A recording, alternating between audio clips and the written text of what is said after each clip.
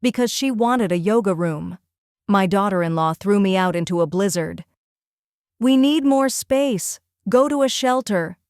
My son just stared at the floor in shame. What they didn't know was that I had just inherited a $50 million estate from a distant uncle no one even remembered. I left their place in tears that night, but the next morning I paid cash for their entire apartment building. I came back as their new landlord, and I made their lives a living nightmare. I'm glad you're here. Stay with me until the end of my story and tell me in the comments which city you're watching from so I can see how far it travels. I never imagined my own son would stand by while his wife pushed me out the door into a whiteout, but that's exactly what happened on that brutal December evening. And when the snow was coming down so hard, you could barely see 3 feet ahead. I'd arrived at Winston's apartment that Friday afternoon with my old leather suitcase, the same one I'd relied on for 20 years. The brown handles were polished smooth from my hands, the corners frayed and worn from being dragged across bus station floors and dumped onto cheap motel carpets during the lean years I spent raising Winston by myself. Like always, I'd called beforehand to be sure it was okay to visit for the weekend. "Of course, Mom," Winston had said, though the warmth in his voice had faded over the years. "Aviana's got some yoga thing going on, but we'll make it work." When I stepped into the apartment, the air was heavy with sandalwood incense, that sickly sweet smell that always made my nose itch. Aviana was in the living room, blonde hair twisted into a perfectly messy bun, dressed in those designer workout clothes that probably cost more than what I spend on groceries in a month. She was carefully arranging meditation cushions across the hardwood floor, every move precise and controlled.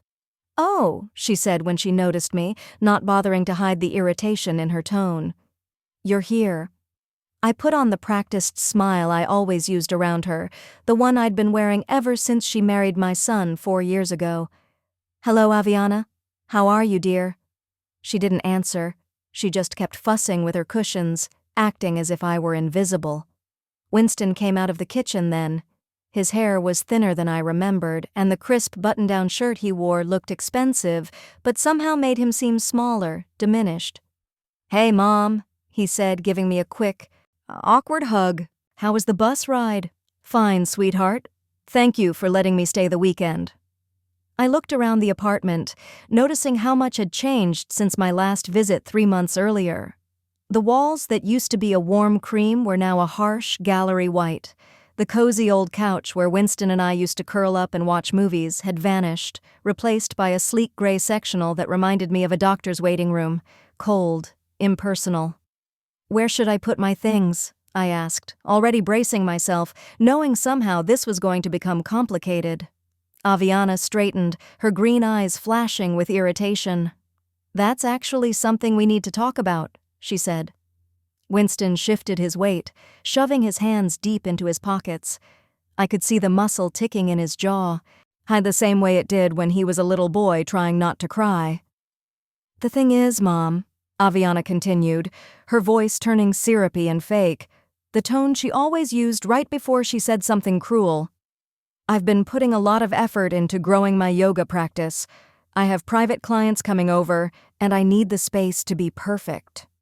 I nodded slowly, not yet seeing where this was leading, but already feeling that tight knot forming in my stomach, the one that always showed up whenever Aviana started talking. "The guest room," she said, gesturing toward the small bedroom where I always stayed. "It gets the best natural light in the whole place. I really need it for my yoga studio." Her words lingered between us like smoke. I turned to Winston, waiting, hoping for him to speak up, to defend me, to offer any other solution. But he just stared down at his polished leather shoes, silent. "I see," I said softly. "Well, maybe I could sleep on the couch. I really don't mind." Aviana let out a short, amused laugh. "Oh, that won't work either. I have early morning sessions starting at 6 a.m. I can't have someone sleeping in the living room." Outside, the wind howled louder and shook the windows. On the muted television, I could see the weather reporter gesturing at a map smeared with angry red and white swirls, clearly talking about the incoming storm.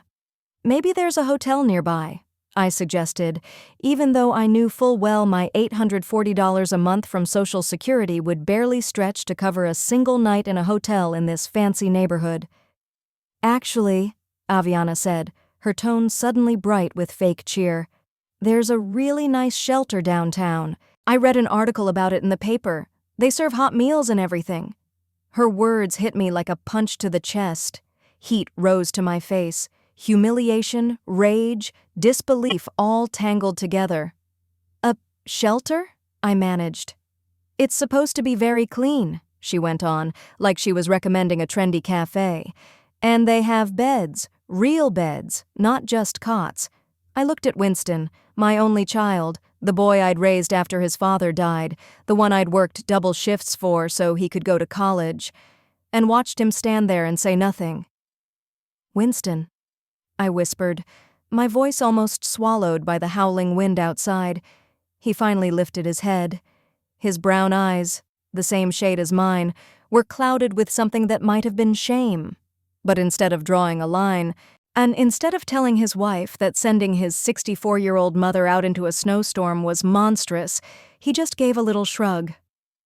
Maybe it would be better, Mom, he said, so softly I almost didn't catch it. Just for tonight. Until we figure something else out.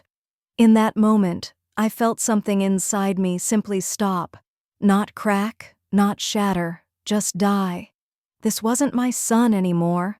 This wasn't the little boy who used to crawl into my bed during thunderstorms, or the teenager who swore he'd always look after me when he grew up. This was a stranger wearing Winston's face, repeating lines his wife had fed him. I see, I said again, surprised at how calm my voice sounded. I picked up my old suitcase, its familiar weight the only steady thing in a moment that felt unreal. Aviana was already heading for the door. I eager to shuffle me out before the storm got any worse, and she started to look even more cruel than she already did. The shelter's on 5th Street, she called over her shoulder. You can't miss it. As I walked toward the door, my eyes landed on a pile of mail scattered across the kitchen counter. Bills, several of them stamped with red notices. For just a heartbeat, I saw Aviana glance nervously at the stack before hurriedly sweeping it out of sight. Mom, Winston said as my hand closed around the doorknob.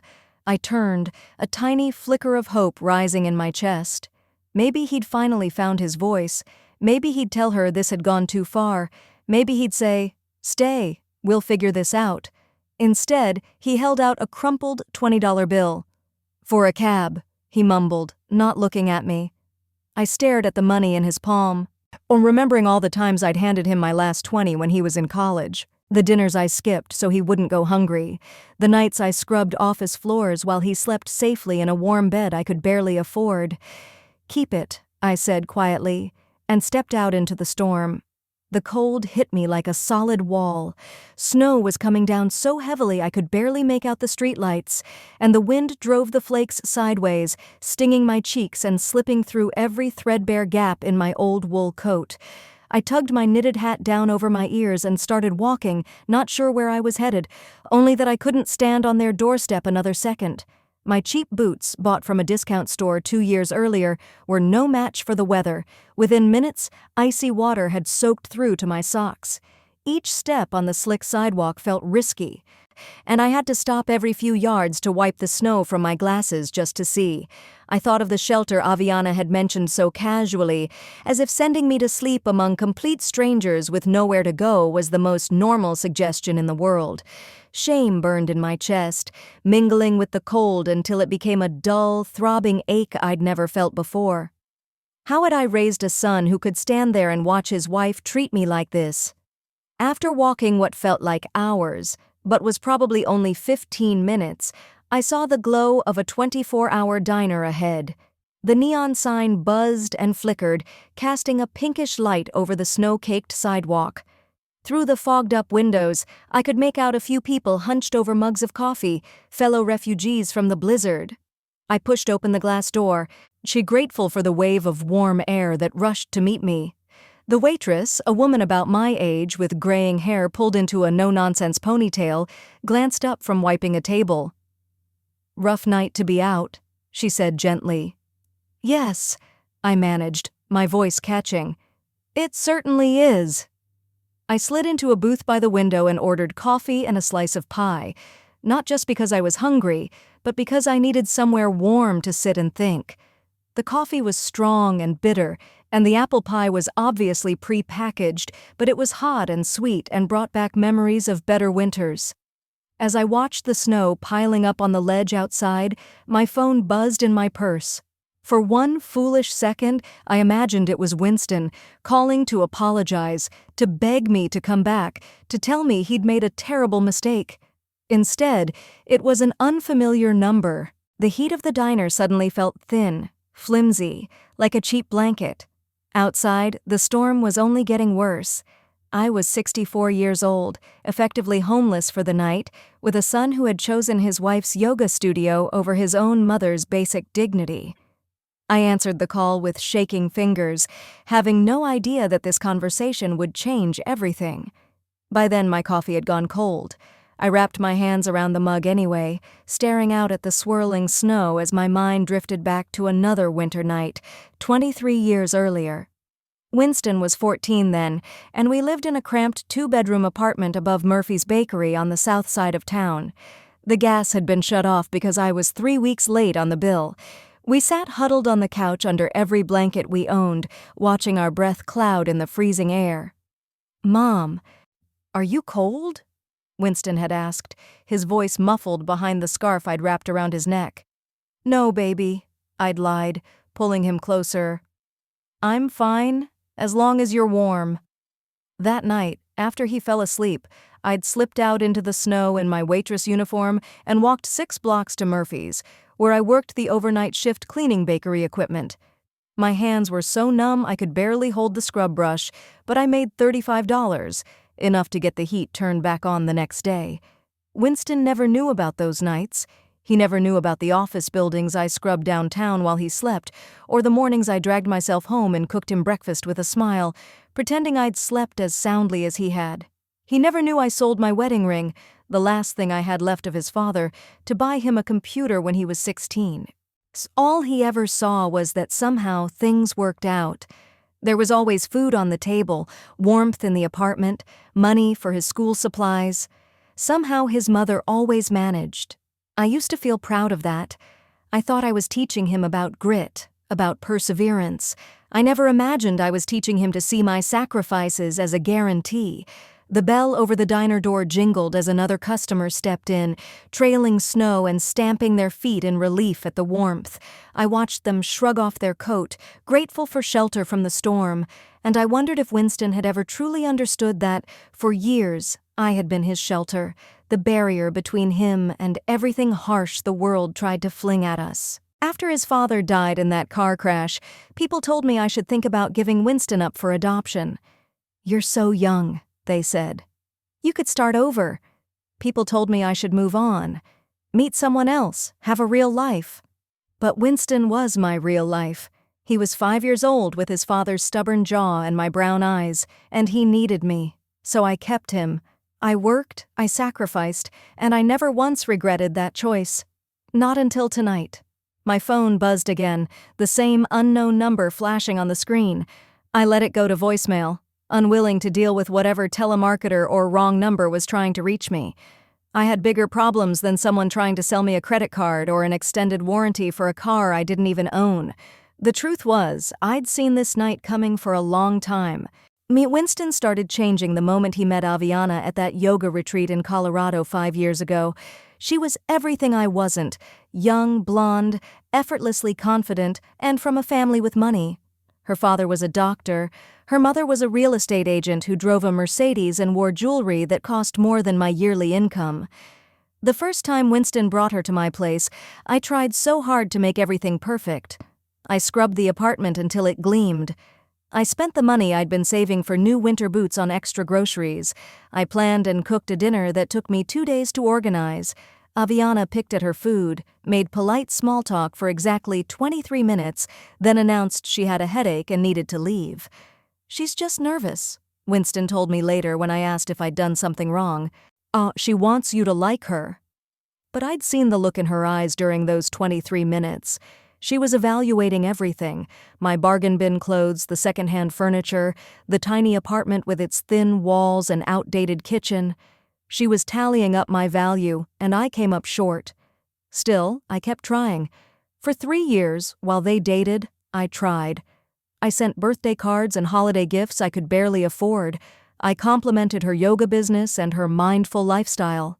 I bit my tongue when she called my apartment cozy, or described my cooking as interesting. I smiled and nodded and played the part of the grateful future mother-in-law who was supposedly lucky that such an amazing woman loved her son. The wedding was small but extravagant, held at a boutique hotel downtown. I wore a dress I'd found at Goodwill and had altered to fit me. I watched my son marry a woman I knew deep down would never love him the way I did. During the reception, Aviana's mother made a point of telling me how fortunate I was to have such a successful daughter-in-law, as though Winston were somehow marrying up and bringing me along as a charity case. After that, the changes came gradually. First, Winston called less often. Then he stopped coming to my apartment altogether, saying it was too far from their place, even though it was only a 40-minute bus ride. Next came the rules. If I wanted to see them, I had to visit their home, only with plenty of notice and only when it didn't interfere with Aviana's schedule. Slowly but surely, I stopped being a constant presence in my son's life and became a visitor. And the worst part was, he seemed comfortable with that. Maybe even relieved to have someone else managing how much time he had to spend with his mother. The last time I remember feeling truly welcome around Winston was 2 years ago at a family barbecue at Aviana's parents' house. Their backyard looked like something out of a magazine, perfectly landscaped, with a stone patio and an outdoor kitchen that probably cost more than I'd earned in an entire year. I was sitting at the far end of the table making small talk with Aviana's aunt when I overheard Winston talking to her father. "The thing about my mom," Winston was saying, "is that she never really had any ambition. You know, she was just content working those little jobs and raising me. She never wanted more for herself." The words hit me like a punch. Never wanted more. I had wanted everything: college, a career, travel, love, a second chance at happiness. I had wanted 1,000 things I never got, because I was too busy wanting everything for him instead. But sitting in that diner now, with snow piling up outside and nowhere to go, I finally understood what I'd refused to see for years. Winston didn't remember my sacrifices as love. He remembered them as obligations. To him, I wasn't a woman who had given up her own dreams so he could have a better life. I was just mom, doing what moms are supposed to do. And now that he had a wife to take care of him, my services were no longer needed. My phone buzzed a third time. This time, I decided to answer. Maybe it was someone calling about a job. Maybe a neighbor worried about elderly residents in the storm.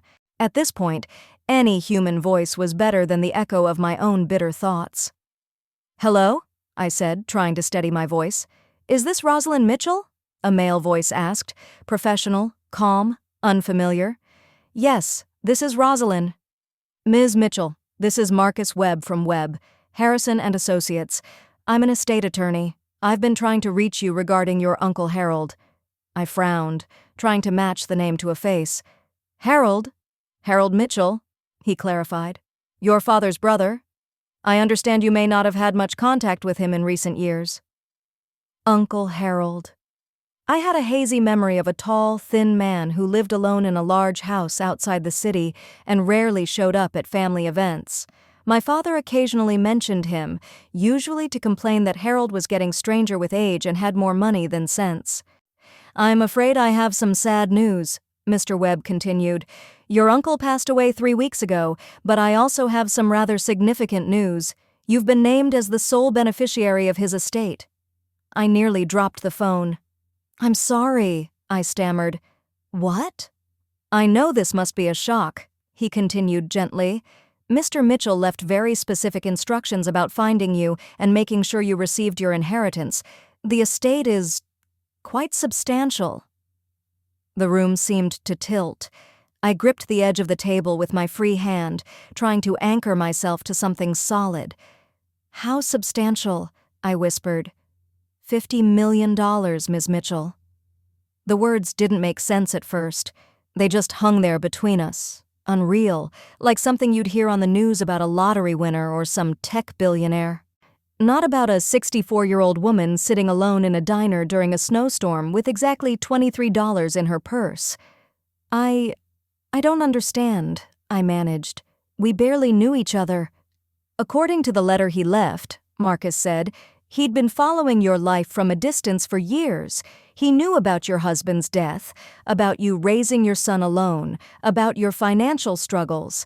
He was very deliberate about wanting his money to go to someone in the family who had shown real character. Character. I almost laughed at the word. An hour earlier, my own son had watched while his wife threw me out into a blizzard. How's that for character? Ms. Mitchell, are you still there? Yes, I'm here. We'll need to meet as soon as possible to begin the transfer process, he said. There are a number of legal documents to sign, and given the size of the estate, we'll need to go over some tax implications. Would Monday morning work for you? Monday morning. 3 days from now. 3 days to go from a woman with no place to sleep to a multimillionaire. The absurdity of it was dizzying. Yes, I heard myself say. Monday morning would be fine. After he gave me the address to his office and we hung up, I sat there staring at my phone in stunned silence. Around me, the diner carried on with its ordinary life, the waitress refilling coffee cups, the cook flipping burgers, customers murmuring over late-night meals and crinkling newspaper pages. None of them had any idea that the woman hunched alone in the corner booth had just become one of the richest people in the city, $50 million. The number kept echoing in my head, but it still felt distant, like it belonged to someone else's story. I thought of Winston and Aviana, warm and cozy in their apartment they could barely afford, fussing over meditation cushions and planning yoga sessions, while I sat in the storm they'd sent me into. They had no idea what they'd just done. They had no idea that the mother they'd tossed aside like a broken chair, the woman they'd tried to point toward a shelter because she was inconvenient, was now wealthier than they could ever dream of being. For the first time in hours, I smiled. Monday morning arrived crisp and bright, the sky a clear blue as if the weekend blizzard had been nothing but a bad dream.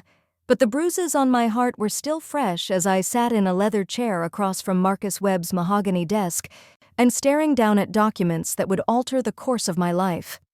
His law firm occupied the entire 23rd floor of a downtown high-rise, with floor-to-ceiling windows showcasing a sweeping view of the city. Everything about the office whispered old money and established power. Thick Persian rugs, oil paintings of severe-looking judges, crystal decanters filled with amber liquor that probably cost more than my monthly rent used to be. Marcus himself was a dignified man in his 60s, with silver hair and the quiet assurance of someone who had spent decades managing other people's fortunes. He'd spent the last hour patiently guiding me through the inheritance paperwork, explaining trusts, tax shelters, and investment portfolios as if he were translating from another language, which, in a way, he was. $50 million might as well have been a foreign planet to someone who'd been living on Social Security. The house alone is worth about $12 million, he was saying, sliding a photograph toward me. It was a picture of Uncle Harold's estate, a sprawling Victorian mansion on 15 acres just outside the city, complete with manicured gardens, a carriage house, and what looked like a small private lake. He lived there alone for the past 30 years, Marcus explained, but it's been meticulously maintained.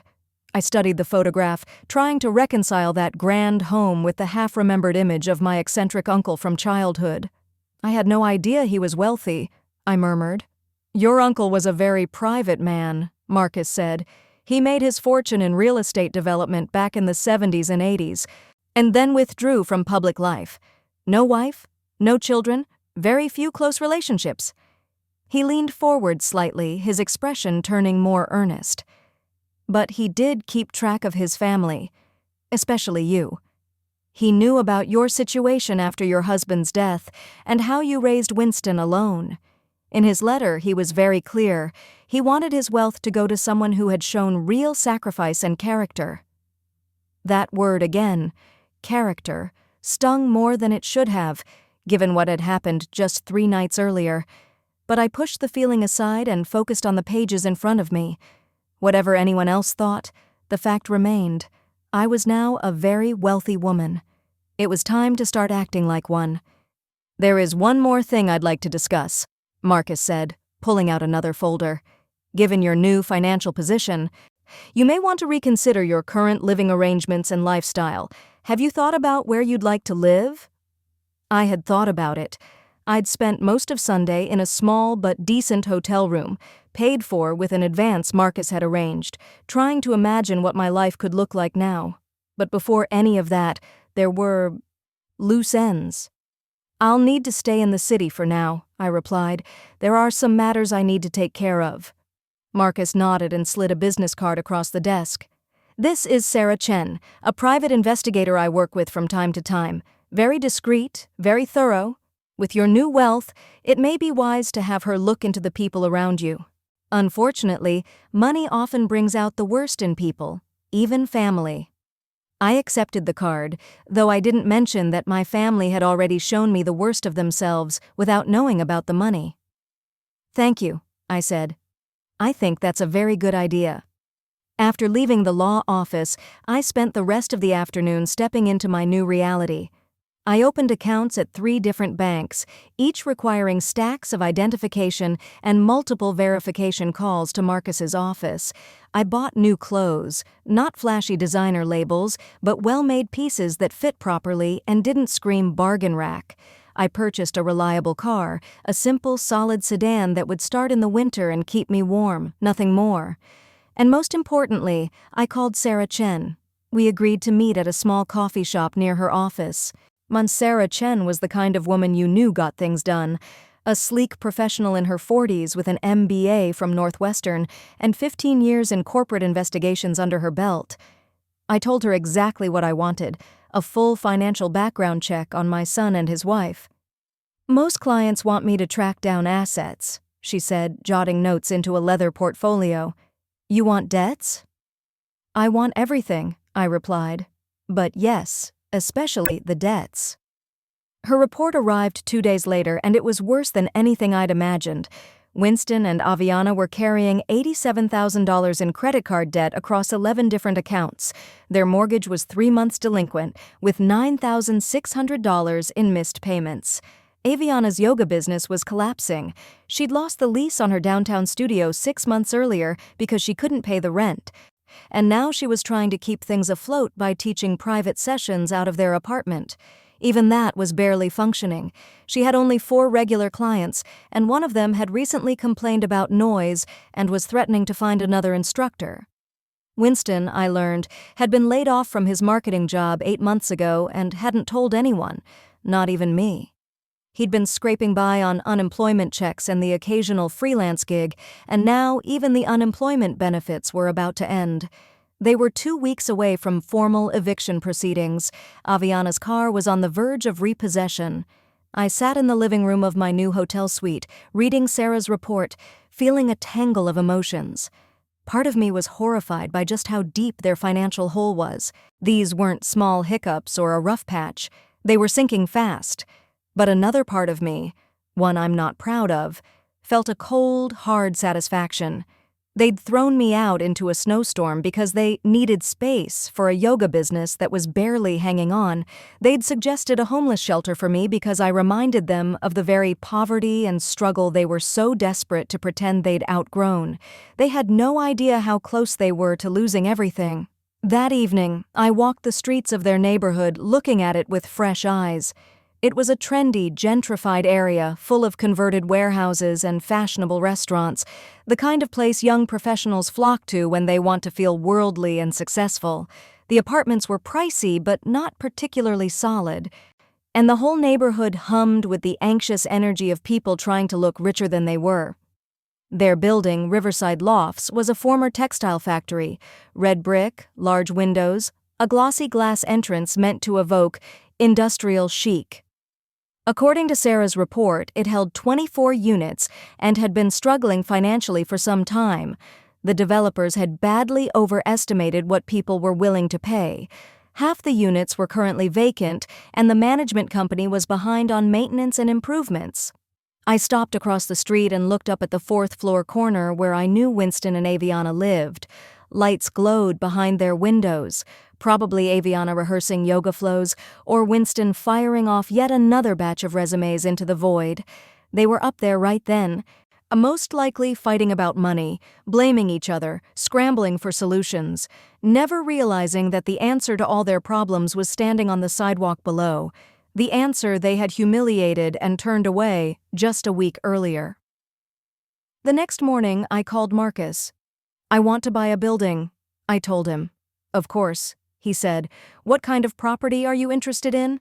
Residential, commercial, investment?" "The Riverside Lofts on 4th Street," I said. "Find out who owns it and make an offer." There was a brief pause. "Any particular reason for that property?" "I believe it has potential," I said simply. It took Marcus 3 days to untangle the ownership structure and negotiate a deal. The building belonged to a small real estate investment group that had been trying to unload it for months. They were so eager to get rid of it that they accepted my $12 million offer without even attempting to haggle. By Friday afternoon, I owned the building my son lived in. Winston and Aviana didn't have the slightest clue. The purchase went through a shell company Marcus had set up, and the existing management company stayed in place. As far as the tenants knew, nothing had changed. But everything had changed. I spent that weekend in my hotel suite plotting my next steps. I had Sarah pull every lease and rental agreement in the building. I pored over maintenance logs and expense reports. I compared local rental rates and double-checked building codes.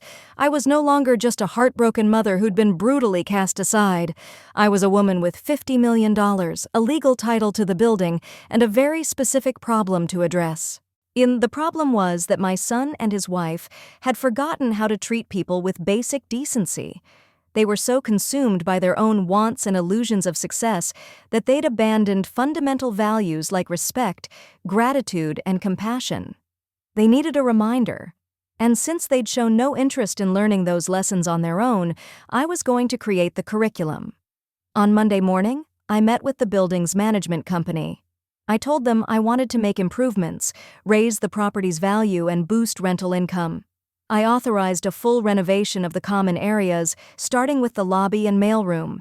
I approved upgraded security, better cameras, a more advanced entry system. I signed off on landscaping updates and exterior cleaning. All of these decisions were perfectly reasonable moves for a new owner looking to protect an investment. The fact that they would also give me detailed information about who came and went and when was just a helpful bonus. I also pushed through some policy changes.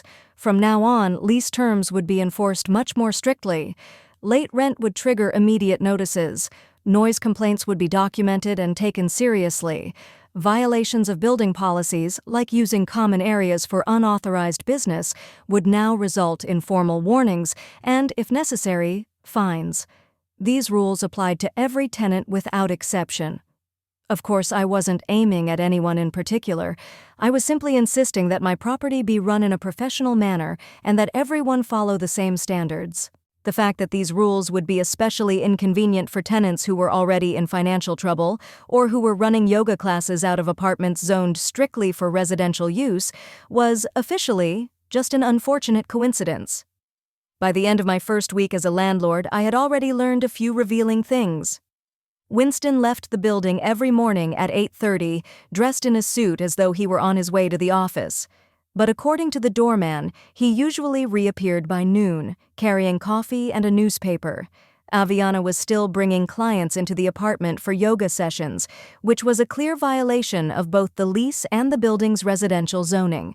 The management reports showed 3 noise complaints in the past month, and their rent was now 12 days late. That Friday evening, I sat in my hotel suite reviewing the reports and felt a deep, quiet satisfaction. Not revenge, I told myself. This wasn't about revenge. This was about instruction. Winston and Aviana needed to learn about consequences, about how their behavior affected other people, about what happens when you treat others with cruelty and contempt. I was merely providing the classroom. My phone rang, breaking my concentration. Winston's name lit up the screen. I watched it ring and ring, then let it go to voicemail. A few minutes later, I played the message. "Mom." His voice sounded tight, anxious. I wanted to check on you. Make sure you were okay after the storm last week. I know things got a little heated, and Aviana feels bad about how everything went down. Maybe we could get together for coffee or something. I'd talk things through." I deleted the message without calling back. Lesson 1 had begun. 3 weeks had passed since I'd quietly become the owner of Riverside Lofts, and the effects were already starting to show. What Winston and Aviana didn't know was that their new landlord was observing every move they made, tracking each rule they broke, and patiently tightening the screws on their carefully curated lives. I'd developed a routine of visiting the building twice a week in my new car with tinted windows, always at different times. Officially, I was checking on my investment, making sure the management company was doing its job. But deep down, I knew it was more than that. I was studying Winston and Aviana the way a researcher studies test subjects, watching how they reacted as their environment grew steadily more difficult. The first big change was the rent increase. As the new owner, I was fully within my rights to adjust rents to market value when leases came up for renewal. Winston and Aviana were on a month-to-month lease, which meant I could change the terms with 30 days' notice. Their rent jumped from $3,200 to $4,800 a month, effective immediately. The notice went out by registered mail on a Tuesday morning. I knew because I was parked across the street, looking through binoculars as Aviana signed for the envelope. Even at that distance, I could see her expression shift as she read it. First confusion, then disbelief, then anger. She stood in the lobby for several minutes, reading the letter again and again, as if repetition might somehow alter the numbers. That afternoon, she stormed into the management office demanding to speak to someone in charge. I got a detailed update from the property manager, Cheryl Martinez, a seasoned professional in her 50s who dealt with more than her share of difficult tenants. "The tenant in 4B is very upset about the rent increase," Cheryl told me over the phone. "She says they can't afford the new amount and wants to negotiate." "What's the current market rate for comparable units in the area?" I asked, though I already knew. $4,800 is actually below market, Cheryl said. "Similar places are going for $5,000 to $5,500. "Then we're being generous," I replied. "Did she say whether they plan to renew or move out?" "She asked for 2 weeks to decide." I gave them the 2 weeks naturally. I was nothing if not fair. During those 2 weeks, I watched them scramble. Winston started leaving earlier in the mornings and staying out longer, his job search clearly taking on a new urgency. Aviana ramped up her yoga schedule, squeezing more clients into the apartment despite the growing list of complaints. Which brought me to the second issue, the unauthorized business. The Riverside Lofts were zoned strictly for residential use. Running yoga classes out of a unit was a direct violation of both the lease and city zoning regulations.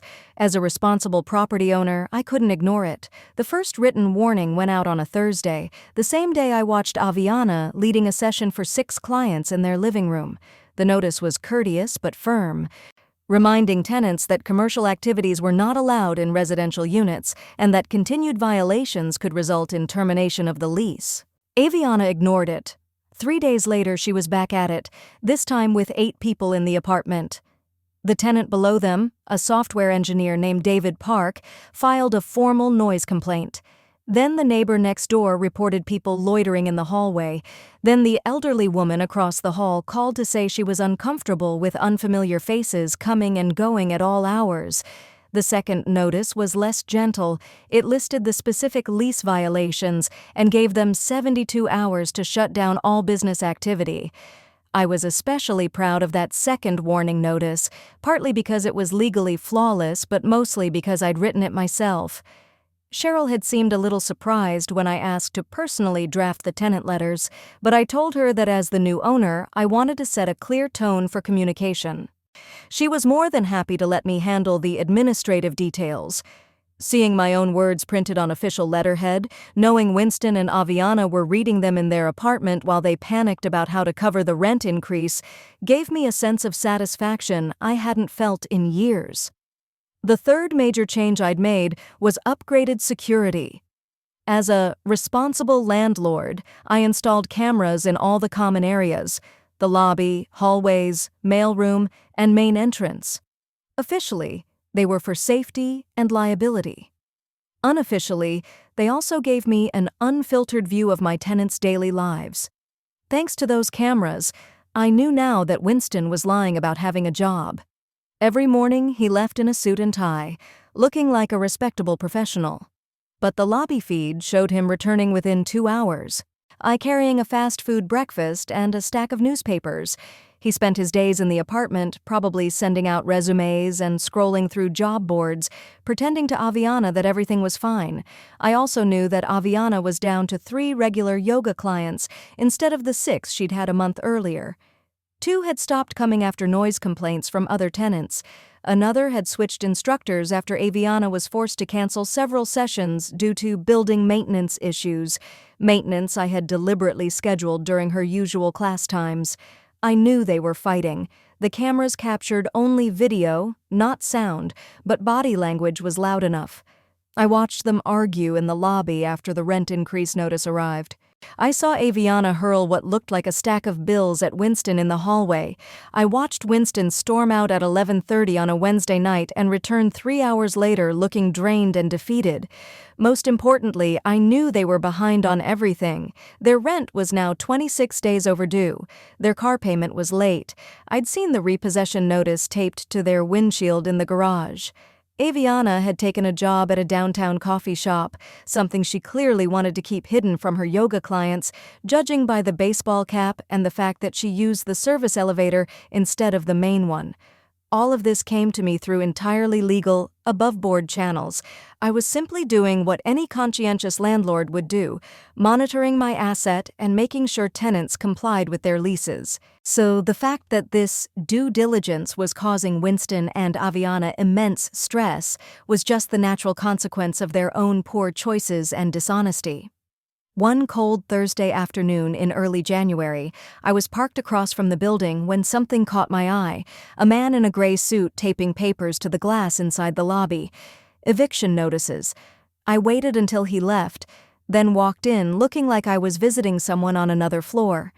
The notices were there in bold print. Winston and Aviana were being given 72 hours to pay their outstanding balance of $9,600 or vacate the premises. $9,600, exactly 2 months of rent at the new rate. Seeing their names on that notice stirred up a mess of feelings. A piece of me felt guilty for how precisely I had engineered their downfall, but a much larger part of me felt justified. This, I told myself, was not vengeance. It was justice. This was what happened when you treated people with cruelty. This was what happened when you threw your own mother into a blizzard because she was in the way. That evening my phone rang again. Winston. This time I answered. "Mom?" His voice trembled, thin with panic. "Thank God you picked up. I've been trying to reach you for weeks." "Hello, Winston," I replied, my tone calm and even. "Listen, I need to talk to you. Something terrible has happened. Aviana and I, we're in real trouble." "What kind of trouble?" "Financial trouble. Big trouble. We're about to lose our apartment and I don't know what to do." I let the silence stretch, waiting. I wanted to hear how he would ask, whether he would acknowledge what he'd done to me, or just expect me to swoop in and fix everything like always. "I was wondering," he said at last, words tumbling out, "if maybe you could loan us some money, just temporarily, just until I find a new job and we get back on our feet." "How much money, Winston?" "Well, we need about $10,000 to cover the back rent and fees, maybe another $5,000 for other bills, but we'd pay you back, I promise, as soon as things turn around." $15,000. He was asking me for $15,000 barely 3 months after his wife had shoved me out the door into a snowstorm and suggested I sleep in a shelter. "That's a lot of money, Winston." I know, and I wouldn't ask if we weren't desperate. But Mom, they're going to evict us. We have nowhere else to go. The irony was almost too sharp to look at directly. 3 months earlier, I had nowhere to go, and he'd stood silently while Aviana sent me out into the freezing night. Now he was the one facing the street, dialing the mother he'd discarded to save him. "Have you tried asking Aviana's parents?" I asked. They cut us off," he admitted. "They said we're being financially irresponsible and they're not going to enable us anymore." So even Aviana's wealthy parents, the ones who'd always treated me like some sad, unrefined charity case, had the sense to stop throwing money into the fire. They understood that this wasn't just bad luck. This was who Winston and Aviana had become. "I see," I said. "And what about your friends? Surely you have friends who could help." "Everyone's struggling, Mom. The economy is tough right now." The economy. The same tough economy I'd been surviving my entire life. The economy he was blaming now was the same one I'd survived on my own while raising him. The same harsh reality that had never stopped me from finding a way to provide for him when he needed me most. "Winston," I said at last, "I need some time to think about this. That's a lot of money, and I'm on a fixed income." "I know, and I'm sorry to put you in this position," he said quickly, "but you're the only family I have left." Family. The word turned sour on my tongue. I'd only been family when he needed something from me. When it required guts to stand up to his wife, I hadn't counted at all. "I'll call you back," I said and hung up. And that night I sat in my hotel suite, watching the city lights shimmer through the window, thinking about power, fairness, and the strange way life sometimes loops back on itself. Winston had asked me for $15,000, completely unaware that I could have handed him a check for $50 million and barely felt the loss. But this wasn't about money. It was about character. 3 months earlier, when I needed shelter from a literal storm, he'd chosen his wife's yoga studio over my dignity. Now that he needed shelter from the disaster he'd helped create, he expected me to ignore all of that and rush to save him. Some lessons can only be understood through consequences. I didn't call him back that night, or the next day, or the day after that. 72 hours later, Winston and Aviana were officially evicted. Their possessions were piled on the sidewalk like a sad yard sale no one wanted. I watched from my car as they argued over what to cram into their aging sedan and what to leave behind. Aviana was crying over the humiliation, the stress, the loss. Winston looked stunned, like a man walking through the wreckage of his own life, unable to understand how it had all collapsed so fast. As they drove away from the building I now owned, I felt something settle inside me. It wasn't exactly joy, but it was something firm and final, closure maybe, justice, the quiet knowledge that actions do have consequences, even if they take months to arrive. They still had no idea that their mysterious landlord was the same woman they'd shoved out into the snow. No idea that every rent hike, every policy change, every carefully worded notice had been orchestrated by someone who knew all too well what it felt like to be discarded. But they were learning something important, that the world can be brutally cold when you find yourself with nowhere to turn and no one willing to help. It was a lesson I had never wanted my son to learn this way, but apparently there was no other way he was going to understand. 2 weeks after the eviction, Winston and Aviana were living in a cramped studio above a Chinese restaurant on the other side of town. The smell of fried rice and soy sauce seeped through the floorboards around the clock, and the neon sign outside painted their walls in shifting red and yellow until 3 in the morning. The rent was $800 a month, barely manageable, and the landlord had demanded first month, last month, and a security deposit up front. I knew all this because I'd been keeping close tabs on them.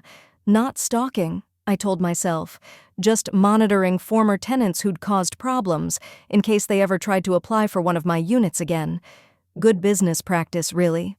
At least, that was the story I chose to believe. Sarah Chen continued to send regular updates. Winston had finally found part-time work at a telemarketing firm, making cold calls to sell extended warranties on household appliances. He earned $12 an hour for 25 hours a week, about $1,200 a month before taxes. Honest work, but the kind of grinding job that wears down your confidence one rejection at a time.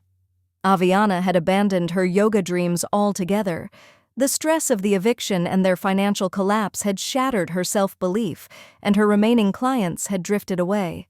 Now she was working full-time between 2 coffee shops, pulling double shifts 6 days a week just to keep them afloat.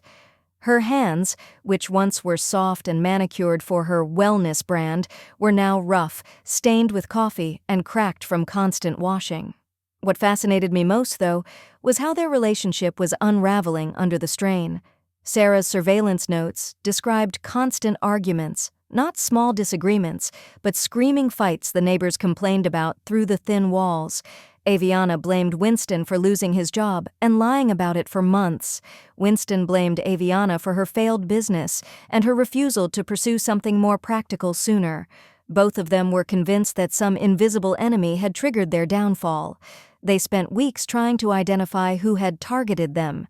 Winston consulted 3 different lawyers, but each one turned them away after reviewing the facts. The rent increase was legal. The notices had been served correctly. The policies were clearly laid out in their lease. They had no case against their former landlord.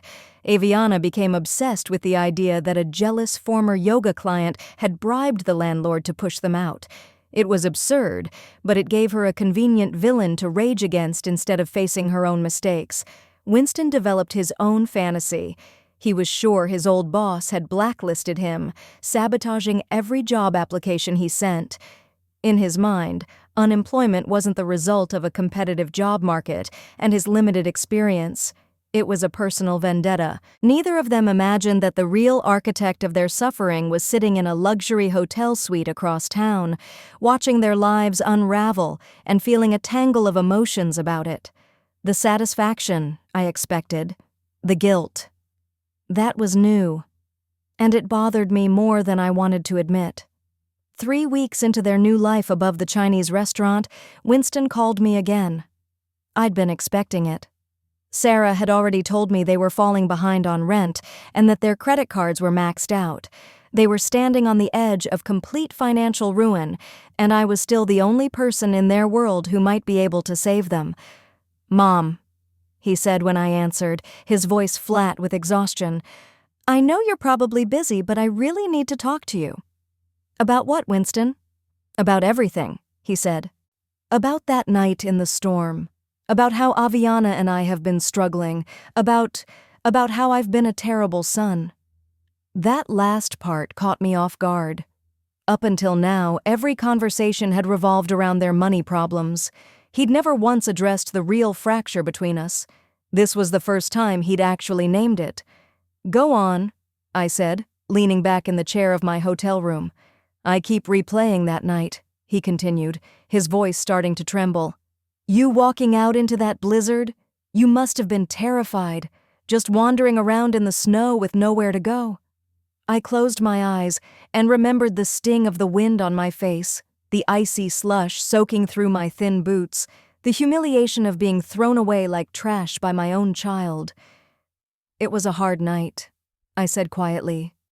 "I should have stood up to Aviana," he said, his voice growing more intense. "I should have told her it was wrong, that you were welcome in our home no matter what she wanted to do with that stupid room. I was a coward, and I'm sorry. I'm so sorry, Mom." For a moment, my resolve faltered. This was what I had wanted to hear for months, an honest apology, an admission that he'd failed me. His pain sounded real, and a part of me wanted to forgive him on the spot, send the money, and start mending the pieces of our relationship. But then I remembered that diner, the snow stacking up on the windowsill, the bone-deep loneliness, the way my whole life seemed to collapse into that one cold booth.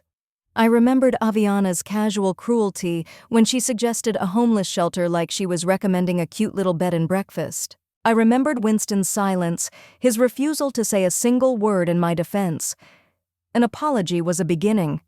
It wasn't enough. Not yet. "I appreciate you saying that, Winston," I replied. "It does mean something to hear you acknowledge what happened." "I want to make it up to you," he rushed on. "I know I've ruined things between us, and I know that's my fault, but maybe we could start over. Maybe you could come visit us in our new place and we could talk everything through."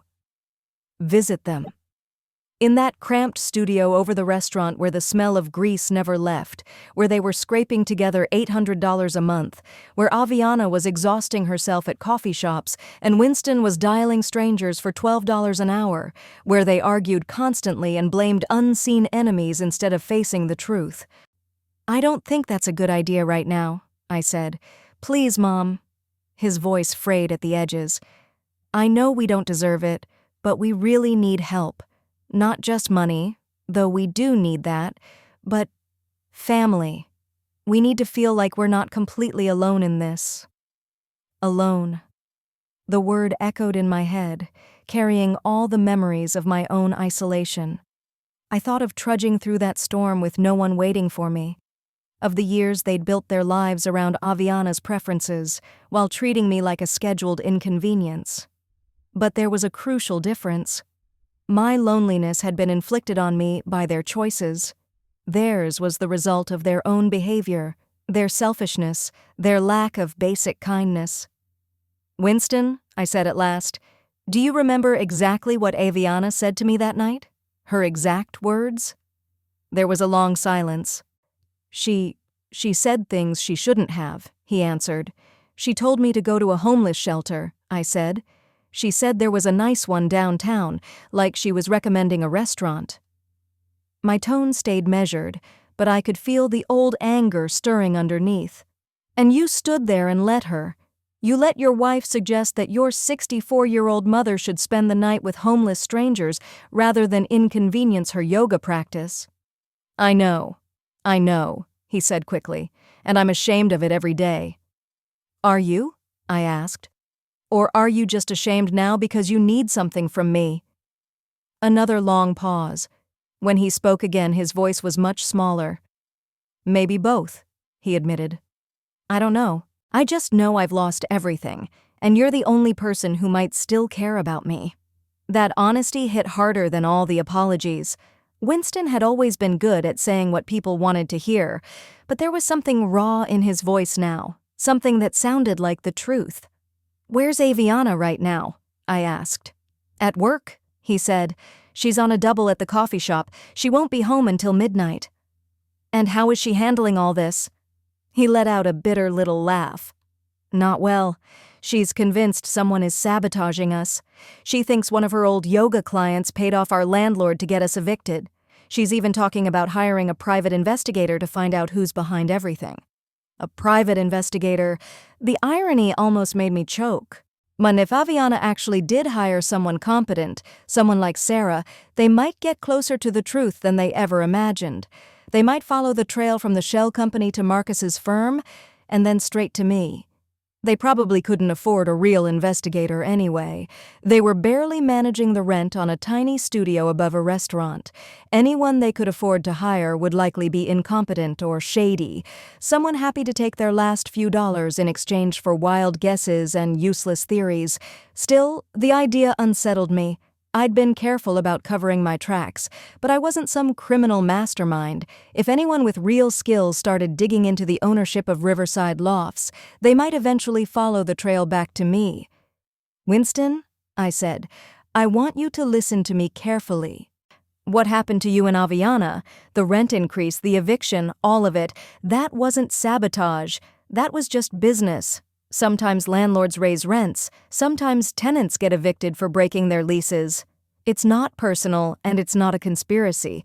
It's what happens when people can't pay their bills." "But everything happened at once," he argued. "The rent went up, the noise complaints, those new building rules. It felt like someone was targeting us." "Or maybe," I said gently, "it felt that way because you were already in trouble and looking for someone else to blame. Maybe the real problem was that you'd been living above your means for months, lying about your job and running an illegal business out of your apartment." Silence stretched on the line. When he finally spoke, his voice was barely more than a whisper. "You're right," he said, "about all of it. We made bad choices, and we're paying for them." "Yes," I said, "you are. So what do I do now?" His question hung there, heavy and raw. How do I fix this? He was asking me to save him the way I had so many times when he was a boy. But this time, stepping in would mean shielding him from the consequences he desperately needed to feel. "You fix it by learning from it," I said. "You go to work, you pay your debts, you rebuild your life around what you can actually afford, not what you wish you had or think you deserve." He was quiet for a moment. "Is there any chance of fixing things between us?"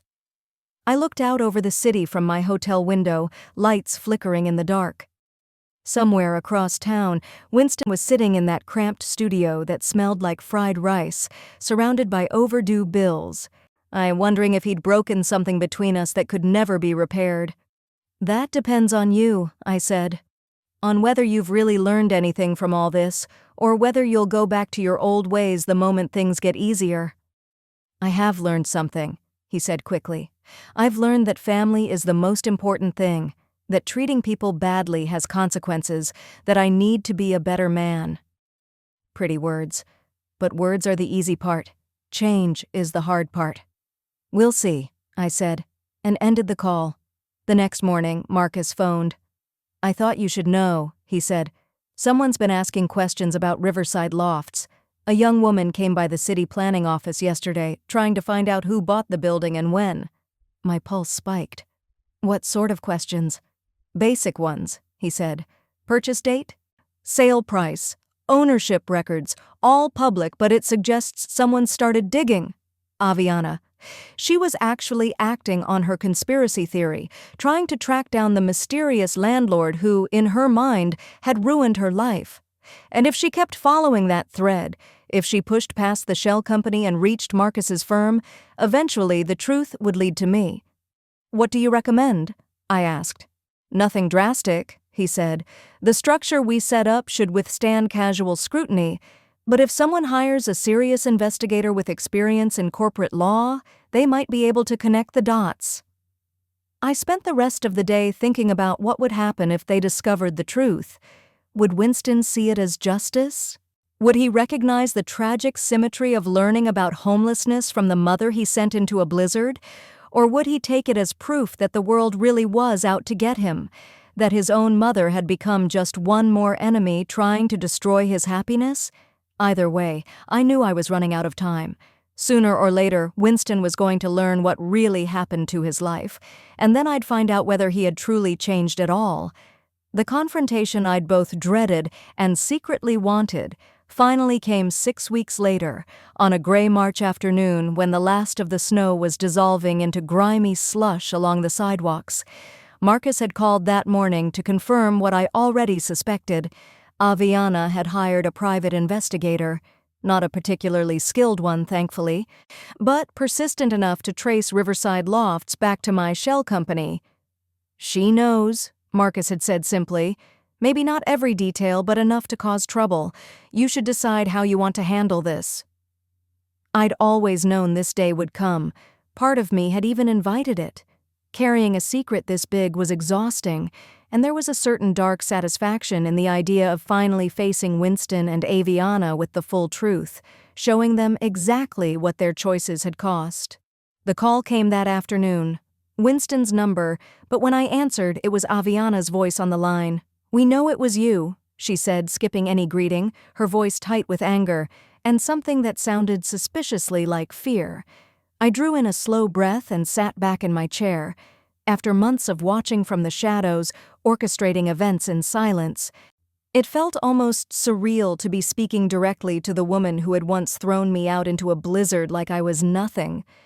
"Hello, Aviana," I replied evenly. "What exactly do you think you know?"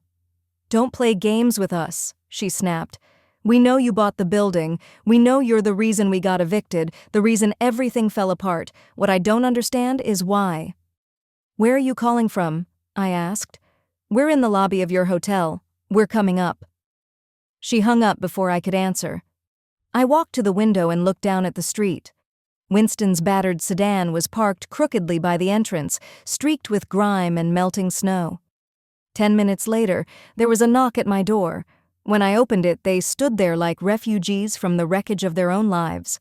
Winston was thinner, his face hollow, his clothes hanging on him. Aviana looked even worse. Stringy, unwashed hair, no designer leggings, just cheap jeans and a coffee shop uniform shirt. Her eyes had that haunted, brittle look of someone who'd been pushed far past the edge. "Come in," I said, stepping aside. They stepped into the suite slowly, taking in the size and comfort of the room with a mix of awe and resentment. The place was bigger than their current apartment. Sitting area, desk, expansive windows with a sweeping city view, fresh flowers on the coffee table, the faint smell of expensive soap and crisp linens in the air. "Nice place," Aviana muttered, her tone poisonous. "Business must be good, for someone living on Social Security." I gestured toward the sofa. "Sit. We have things to talk about." Winston perched on the edge of the couch like he might bolt at any second. Aviana stayed standing, arms crossed, shoulders tight, radiating hostility and defensiveness. "How long have you known?" I asked. "About a week," Winston said softly. "Aviana hired some investigator. He traced the ownership back through a company to a law firm. When we went there, they wouldn't tell us much, but Aviana saw your name on some documents." "I saw more than that," Aviana cut in, voice rising. "I saw the financials. You paid $12 million for that building. $12 million. Where did you get that kind of money?" I turned back to the window, looking out over the city where I'd spent my whole life, where I'd struggled, sacrificed, raised my son alone, and been thrown away by the very people now demanding answers. "I inherited it," I said, "from my Uncle Harold." "Uncle Harold?" Winston frowned. "I barely remember him." "Yes, well, he remembered you. He remembered all of us. He'd been quietly keeping tabs on the family for years. When he died, he left everything to me. $50 million, Winston. He left me $50 million because he believed I'd shown character and resilience raising you on my own." The silence that followed was heavy. I turned back toward them and watched the realization sink in. Winston's mouth hung slightly open. Aviana stared at me as if I'd just confessed to being from another planet. "$50 million, Winston whispered. "Yes. I became wealthy 3 days after you sent me out into that snowstorm. 3 days after your wife suggested I sleep in a homeless shelter because I interfered with her yoga plans." Color rose in Aviana's cheeks. Look, we were under a lot of financial stress. We needed the space." "You were under financial stress," I said, still calm. "And your solution was to turn your stress into my emergency. You took your money problems and turned them into my housing crisis." "We didn't know about the inheritance," Winston rushed to say. "If we'd known you had that kind of money, obviously things would have been different." "Would they?" I tilted my head, studying him. "You think the issue was that you didn't know I was rich?" "No, Winston. The issue was that you knew I was your mother, and you still let your wife treat me like garbage." "It wasn't like that," Aviana protested weakly, but even she didn't sound convinced. "It was exactly like that." I lowered myself into the chair opposite them, every movement deliberate. "You wanted that room for yoga classes that weren't even profitable. You wanted me out of your way so you could keep pretending your life was more polished and successful than it really was. And when I pointed out that there was a blizzard outside, you told me to go to a shelter." "We made a mistake," Winston said, his voice breaking. "A terrible mistake. But you destroyed our lives over it. You made us homeless. You ruined Aviana's business. You broke my marriage." "I didn't destroy anything," I replied firmly. "I just stopped shielding you from reality. Your rent was raised to market rate. Your lease violations were enforced as they should have been. You were evicted because you didn't pay your rent. That would have happened with any landlord." "But you knew what would happen," Aviana said, tears gathering. "You knew we couldn't afford that increase. You knew we'd lose everything." "Yes, I knew," I said quietly. "Just like you knew I had nowhere to go when you put me out. Just like you knew it was dangerous for a 64-year-old woman to walk around in a blizzard. And you still chose to do it because my safety and dignity mattered less to you than your convenience." Winston covered his face with his hands. "What do you want from us? An apology? Money? What will it take for you to forgive us?" I want you to understand, I said. I want you to know what it feels like to be thrown away by the people who are supposed to love you, to have nowhere to go and no one willing to help. I want you to understand that choices have consequences, even if those consequences take months to arrive. We understand, Aviana said quickly. We get it. We've learned. Can't we just move on? Have you? I looked straight at her. Because 6 months ago, you solved your problems by making them someone else's crisis. And right now, you're trying to solve them by making them my responsibility. You want me to rescue you from the fallout you created, just like you wanted me to disappear when I was in your way. Tell me how that's any different. The question hung between us. Winston raised his head, eyes rimmed red. Aviana's mouth opened and closed without producing any sound. I don't know, Winston whispered at last. I don't know how to fix this. I don't know how to make things right with you.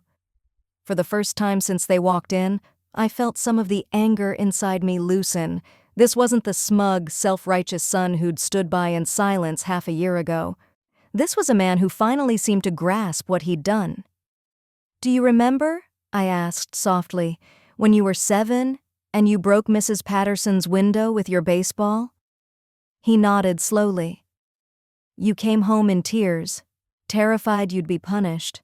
I told you the only way to make it right was to go to her house, tell her the truth, and offer to pay for the damage out of your allowance. Do you remember what happened? I asked. She forgave me, Winston said quietly. She said accidents happen and that she was proud of me for being honest. But you still had to pay for the window, I reminded him. Yes, he said. Because forgiveness doesn't erase consequences, I said gently. It just means that even with consequences, the relationship can heal. I leaned forward, my tone soft but unwavering. I can forgive you, Winston. I want to forgive you, but forgiving you doesn't mean I'm going to shield you from the lessons you need to learn. So, what happens now? Aviana asked, her voice small and frightened. Now, I said. You rebuild your lives around what you can actually afford, not what you wish you had. You work your jobs, you pay your debts, and you figure out how to become the kind of people others want to help, rather than the kind who exploit other people's kindness. And what about us? Winston asked. Is there still a chance we can have a relationship? I stood and walked back to the window, looking out over the city where my son was finally learning about character the hard way. About struggle, vulnerability, and what it means to need help. There's always a chance, I said. But it has to be a real relationship. One built on mutual respect and genuine affection, not one where I'm valued only for what I can give and thrown away when I'm inconvenient. How do we prove that to you? He asked. I turned to face them, 2 exhausted, broken people who had spent months discovering what I'd known all my life, that the world can be harsh and merciless when you have nowhere to turn. You don't prove it to me, I said. You prove it to yourselves. You become the kind of people who deserve forgiveness, who deserve help, who deserve love, and maybe someday, if you manage that, we can try again. Winston rose slowly, moving like a much older man. Will you keep in touch? Let us know how you're doing? I'll think about it, I said. Aviana, who had been silent for a long time, suddenly spoke. I'm sorry, she said, her voice cracking. I'm sorry for what I said that night. I'm sorry for how I treated you. I was horrible, and I know it. I don't have any excuse except that I was selfish and cruel, and I thought I was better than you. It was the first real apology I'd heard from either of them, not a performance, not a negotiation tactic, just a plain admission that she had been wrong. Thank you, I said. That matters. They left a few minutes later, walking toward the elevator like people weighted down by something no one else could see. I watched from the window as they climbed back into their worn-out car and drove away, most likely back to their tiny studio above the Chinese restaurant where they'd spend the night trying to figure out how to start over. For the first time in months, I felt lighter. Not because I'd gotten revenge. Revenge would have felt cold and empty. This felt like something more solid, Justice, maybe, or simply the universe snapping back into balance. Winston and Aviana had learned what it meant to be vulnerable and powerless. They'd learned that actions have consequences. They'd learned that the people you dismiss today might be the very people you need tomorrow. Whether they would hold on to those lessons was another question. People have an incredible ability to forget hard-earned wisdom the moment life becomes comfortable again. But for now, at least, they understood something about character and consequences that they'd never understood before.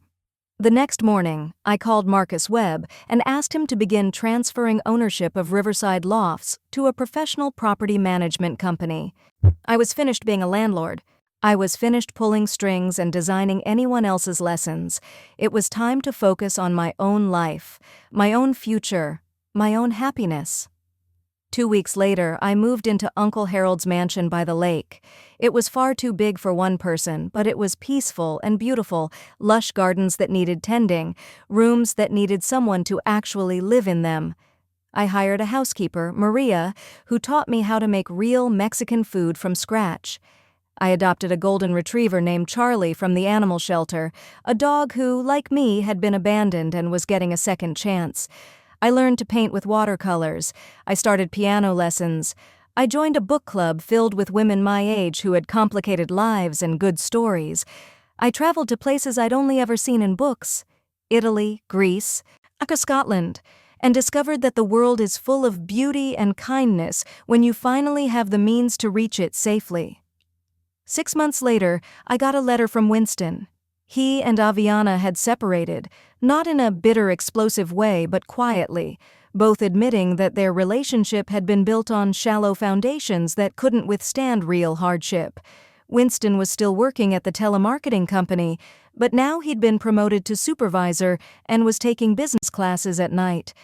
Aviana had moved back in with her parents and was training to be a physical therapist, a steadier, more meaningful career that would let her help people without relying on unstable private yoga income. "I think about that night a lot," he wrote, "not just because of what we did to you, but because of who I was that night. I was a coward and a follower, someone who let other people make his moral decisions. I'm trying to become better, someone you could be proud of. I don't know if I'll succeed, but I'm trying." I wrote back a brief note.